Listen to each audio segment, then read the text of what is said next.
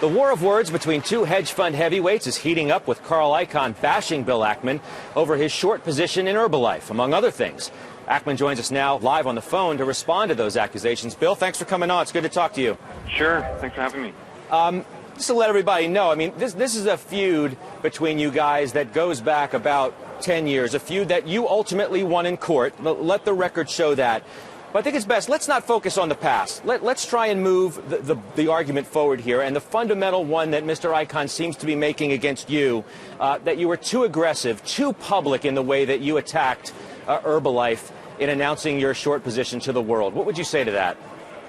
You know what's fascinating about it is in 2002 and 2003, Carl Icahn spoke at the Ira Sohn conference.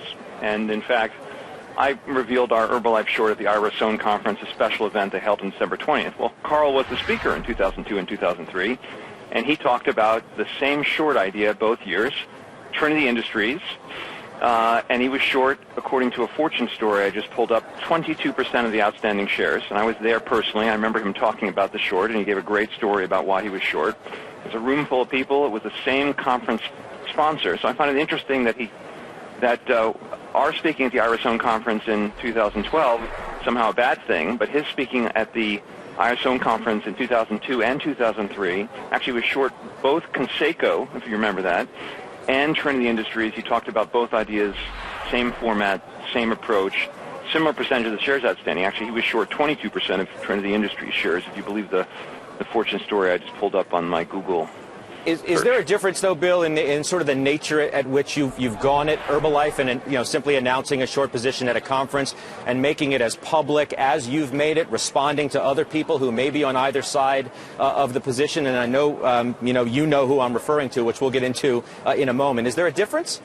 No. Look, I think our goal here was to shine a spotlight on Herbalife. We believe this is a company causing enormous harm to millions of people, and has done so over a very long period of time, and that it deserves the highest level of scrutiny. And while I think, frankly, it's a sideshow, who's long the stock, who's short the stock, it does make for some fun media conversations. And the good news about that is the press, wrote some fun pieces on Bill Ackman versus Dan Loeb, or Bill Ackman versus Carl Icahn, whatever you want to call it.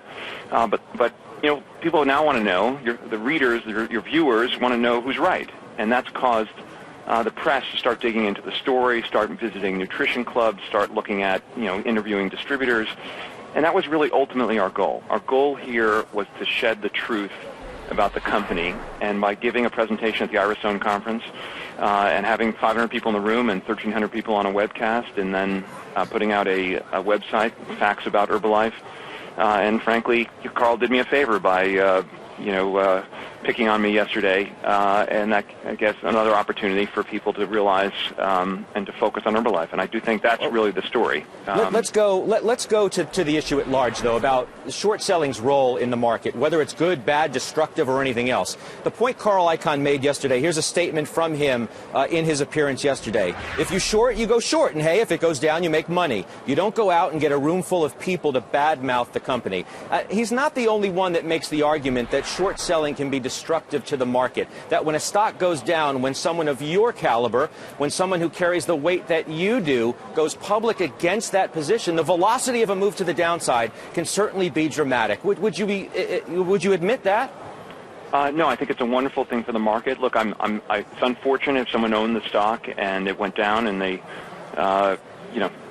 lost money. That's an unfortunate consequence of but frankly, if they got out at a price higher than zero, they're going to be ultimately be better off. We believe, first of all, let's just talk about short selling's role in the market. The housing market was really the only market in the country where you couldn't go short, and what happened is an enormous bubble developed in the market.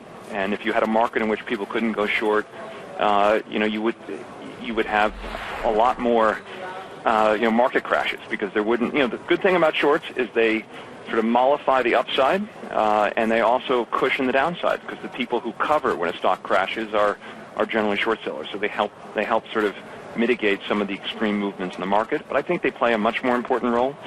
And you look at a guy like Jim Chanos, very early on in Enron. Unfortunately, it's not. The regulators are usually not the first to identify fraud. It's usually an investor who's combing the market and spending the time and digging into 10Ks and 10Qs and has the resources to do the research that's required. We spent 18 months on Herbalife very intensively the last year studying the company, and it's even if you're a regulator, you can't devote your entire team's resources to one investment idea, and we put an enormous amount of both internal and external resources on the company. Let me ask you. Shared what we learned with the public. Let me ask you: Are you and Loeb friends, enemies, frenemies? What's the deal? What's the deal? I don't know. So Dan, I've had a relationship with largely through the business. Over time, we've gotten along perfectly, reasonably well, and that's how I would characterize it. I would say we were particularly close friends, but certainly someone I knew in the business. I mean, are you disappointed in the role that he's taken with Herbalife? I mean, he's called your accusations against the company preposterous and said that the company's well managed. I mean, you guys couldn't be on more opposite sides of the argument as it pertains to Herbalife. Well, I think it's a well-managed pyramid scheme. I agree with that. In terms of, I frankly think Dan is in this for a trade. I don't think he's going to be a long-term owner of the stock. I don't think he believes this is a great business. I mean, I read a story recently, and I've heard through the hedge fund grapevine, Dan is short Nu Skin, according to an article, and he's not denied it. Nu Skin's business was founded 28 years ago. Nu Skin, it sells nutritional supplements and skincare products. Nu Skin has great economic and fundamentals in terms of reported earnings and cash flows and revenues.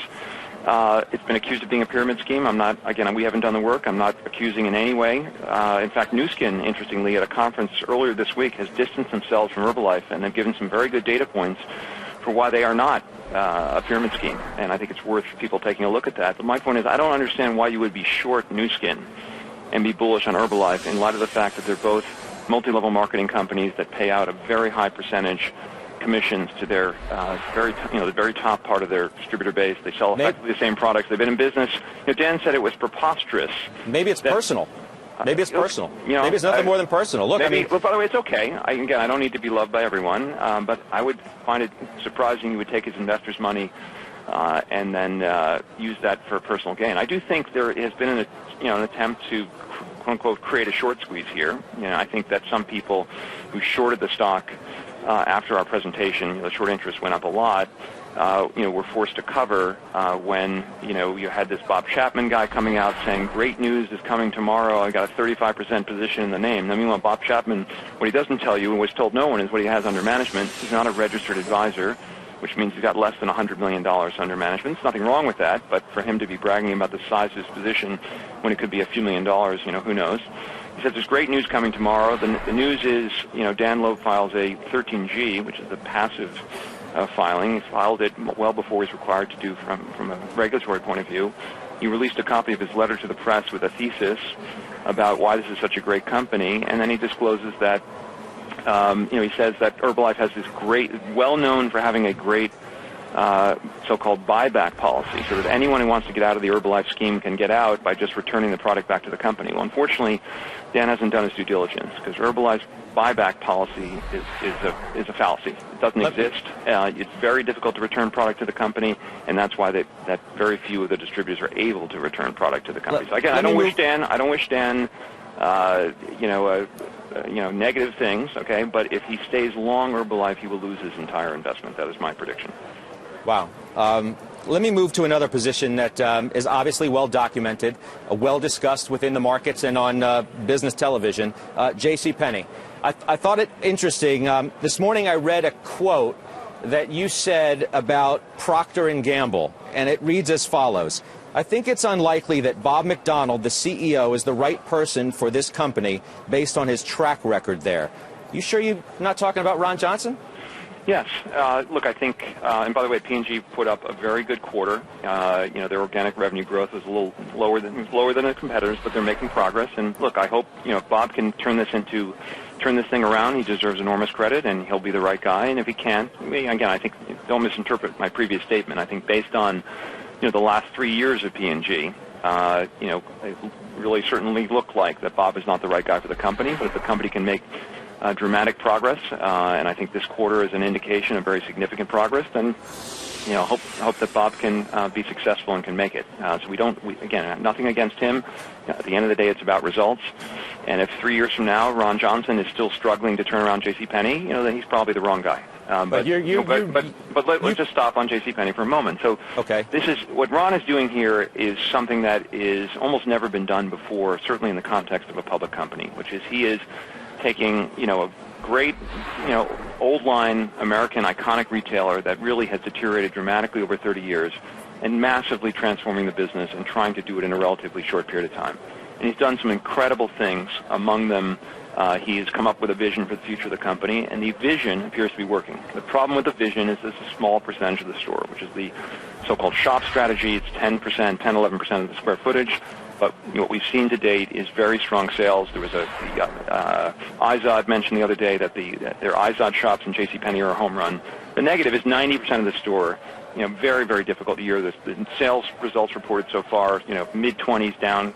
Comps, those are numbers that no retailer likes to see. So Ron's working on it, and a great CEO makes the necessary changes to turn around a business. Now, other progress, the company took $900 million out of its cost structure, and I think there's an opportunity for more to be done there. But you're not going to wait 3 years. I mean, you mentioned about 3 years. If he's not turning it around in 3 years, then he's not the right guy. Surely a guy like you, Bill, is not going to sit around for 3 years as we keep talking about transformation at the peril of shareholders, and for that matter, including you. I mean, you continue to lose money on this investment. What I mean. Again, the answer here is J.C. Penney is going to make progress. I expect it will, and Ron expects it will as well. I mean, again, no company survives down 25% comps over 3 years. That's not happening, right? So Ron is going to work to solve the problem, and I would not take last year. I wouldn't project the future based on the last 12 months. That would be the advice I would give. I have enormous confidence in him. He's he's one of the most talented people I've ever met in my life. He's brilliant. He's built a great team. They're working incredibly hard. They're making changes. It's funny. People criticized him for taking away all the sales last year and going to everyday low price. As some people have noticed, the company started to bring back sales and clearance and the kind of things you see in a traditional retailer. And he's going to what it looks like from the public information. I'm not going to give you the future here, but it's going to be a balance between everyday low pricing and sales and other ways to drive traffic and to give the customer value, which is something the company stands for. So he's making the necessary changes to stabilize the sales and ultimately grow the sales. And he's going to be rolling out a new home section at J.C. Penney. It's going to be in 500-600 stores by May. And I've seen the prototype, and shareholders will get to see the prototype when they go to the Valley View Mall. The top floor, the 3-story J.C. Penney there is unbelievable. It is the best home section of any store in the country. And if you think about the turnaround of Macy's, it was led by home, and people are going to love shopping. There's 17 different shops, a completely contained environment. Home was the weakest part of J.C. Penney last year, down big numbers. It will be the best part of J.C. Penney versus last year. Hey, Bill.